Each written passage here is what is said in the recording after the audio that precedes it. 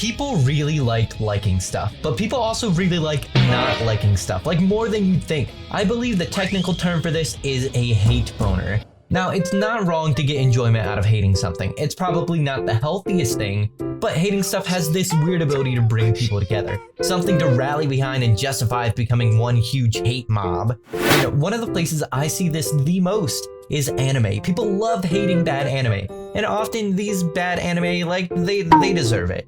But instead today, we are looking at specific characters that are very hateable, and I happen to have the official list of the top 10 characters that deserve the hate that they are getting. Quick disclaimer, these are not the most hated characters in their individual worlds, but the most hated characters to the audiences. So despite everyone in the worlds of JJK and Hunter x Hunter hating Todo and Hisoka respectively, they will not be on this list because they are quite adored by the anime community. Also, only one entry per anime. To start out our list, we have Nobuyuki Sogou from Sword Art Online. This is one funky dude, but not funky in a good way, more like funky in your feet are growing fungus type of way. This man is low, like the lowest of the low, so low he violates other people's waifus. That is an Avengers level threat. He traps the heroine of the story in a video game to sexually violate her. Disgusting. Oh yeah, and he also traps like a couple other 100 people in the same game, but with a little less rape. I guess he is doing experiments on them, which isn't really the best. Either way, I don't hate him nearly as much as the other characters on this list because he was a walking plot device, which I guess is a narrative reason for me to hate him, but as a character himself, I didn't really care about him too much. With Sogou out of the way, let's get to the actual most hateable characters, the first of which being Gabi Braun from Attack on Titan. The homies and I do not mess with Gabi. We put her in her place, that place being on a dude's lips who's been licking them too much because she is crusty. It would be hard to find a character as annoying as Gabi, as she spouts nonsense that has been brainwashed into her, lecturing those that have committed no wrongs and blaming them for past atrocities. I guess she killed Sasha too, but that's whatever.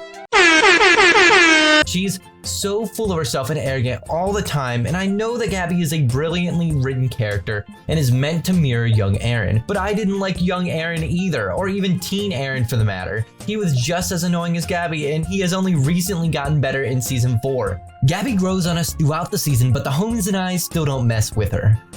Moving on, we have Nina Einstein from Code Geass, easily worst girl in the show. Early in the series, Nina develops a grudge against the killer of her precious princess Euphemia. She prioritizes the goal of avenging her above all other things. No joke, this girl built a nuke, and with it she attempted to kill her friends, her family, the entire city, and even herself, just to kill Zero. To make this even worse, Nina had literally only had a conversation with Euphemia twice in the series. She barely knows this girl she's trying to avenge, not to mention the infamous Table Kun scene, or that she is in a culmination of all of Britannia's racism. I'm done giving this girl the spotlight. Who's next? So we have a bitch from the Rising of the Shield Hero, and no, this isn't a bit. This character's name is canonically Bitch. She had a previous name being Malty Melromarc, but due to her own actions, her mother and the Shield Hero legally changed this character's name to Bitch. That's cold, and it is completely deserved. She originally joined the Shield Heroes party as an act of kindness to only later steal all of his money and belongings in the middle of the night, and then accused him of sexually assaulting her, turning everyone against him. Then after all of that, she then continued making the rest of his life a living hell. The only good part about her character is seeing her tower of lies fall back down onto her. It's such a cathartic moment. Now we have Rachel from Tower of God. This girl is one raggedy bitch. She belongs to the streets. I remember watching the 12th episode vividly. I can't remember the last time I got out of my chair and walked around fuming because of something a character did. Rachel has made me feel rage I didn't know I was capable of. Rachel chooses to abandon Bomb so that she can accomplish her dream of climbing the tower. Bomb, of course, chases after her and ends up saving her life on several occasions. Within these events, Rachel is severely injured and even crippled. With no other option, she asks Bomb for help to help her reach the top of the tower, something he happily agrees to. But in the process of climbing the tower, Bomb and Rachel are separated from their companions, alone fighting a terrible beast. After a hard-fought battle, Bomb dispatches the monster on his own, while Rachel sits there doing nothing because she is useless. It looks like Rachel is about to thank Bomb for protecting her, but instead, she does it again. She betrays Bomb, Rachel stands up and pushes him out of the safety of their bubble into the dark, unforgiving water. Bam sinks to the bottom towards the darkness and Rachel rises towards the light. In this moment, Rachel stole everything from Bam, not only his hope, but his friends as well. Rachel tricks them into thinking Bam was killed by the beast, which they in turn decide to take Rachel up the tower because it's what Bam would have wanted, right? But why did Rachel decide to push Bam if he planned on taking her up the tower anyways? It's because of jealousy.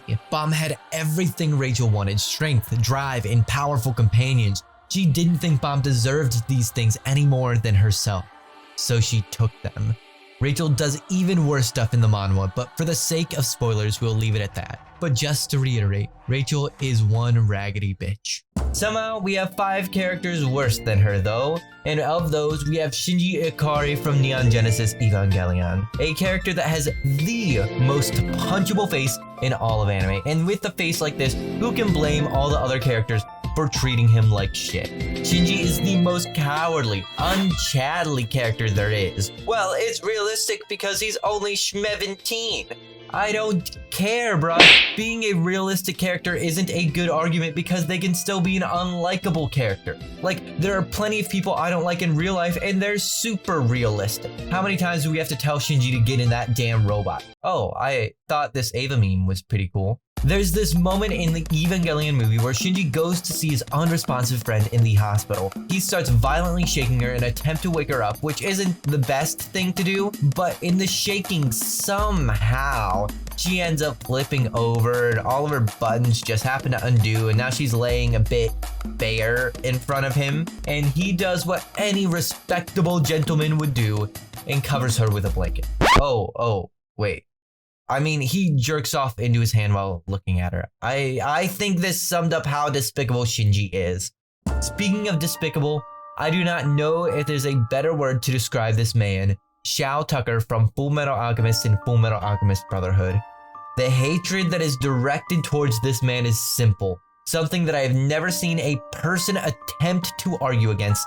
Several years prior to this event in the story, he had made a leap in scientific discovery, creating a chimera that could understand human speech.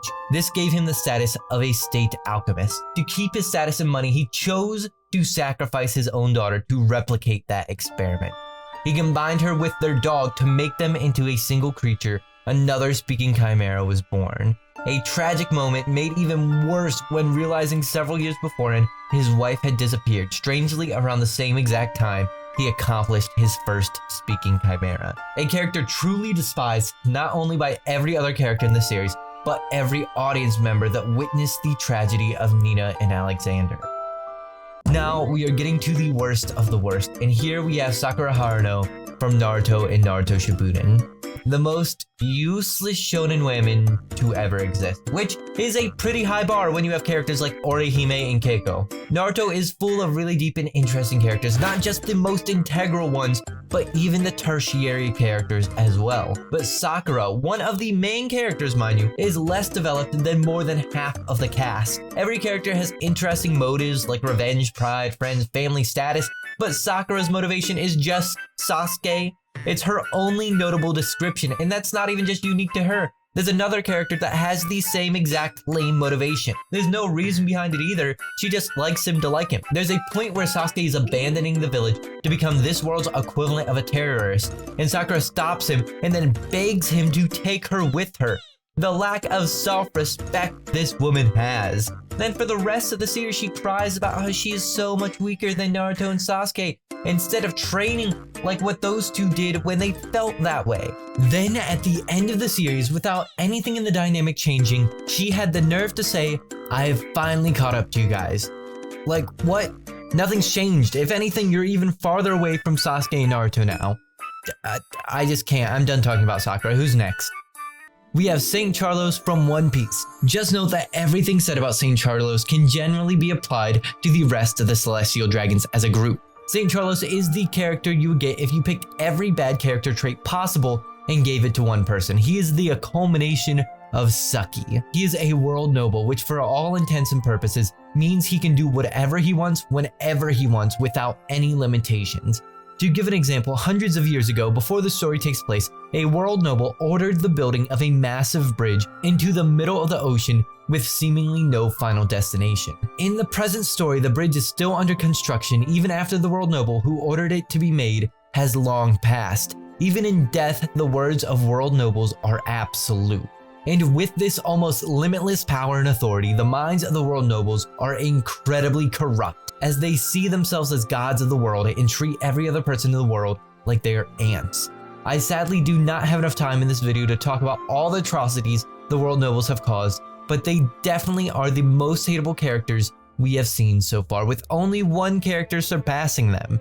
But before going on, there are several other characters that are incredibly hateable but did not make it on this list. Those being Judge Vinsmoke from One Piece, Kyubey from Puella Magi Medical Magica, Chocolata from JoJo's Bizarre Adventure Golden Wind, Makoto Ito from School Days, Flampe from One Piece, Shigekio Yangmu from JoJo's Bizarre Adventure Diamond is Unbreakable, Seiryu Ubiquitous from Akame ga Kill, Moeka Kiryu from Steins Gate, Charles V. Britannia from Code Geass, Chibiusa from Sailor Moon, and Misa Amane from Death Note. And with that out of the way, I think this spot easily goes to, drumroll please, it's Griffith from Berserk. Griffith is in this weird limbo land where many people wish his face would be punched in, and others love him for how brilliantly his character is written. Whether you love him or hate him, you can still agree that he deserves to be hated. This is one of the most manipulative, sadistic, and evil characters to have ever been written in fiction. A character that we wanted so badly to get what he had coming, but due to unfortunate events, we may never see that come to pass, which, in a weird way, makes me hate Griffith even more. But I have no intention of spoiling a single thing from the series. If you want specifics of why he's up so high in this list, or if you want to prove me wrong, then you should check out Berserk. These dudes and dudettes are by far the 10 characters that deserve the most hate out of any other anime characters I know. If there's anyone I missed, be sure to let me know down below. If you liked this content, please like and subscribe. And with that, we are out of film.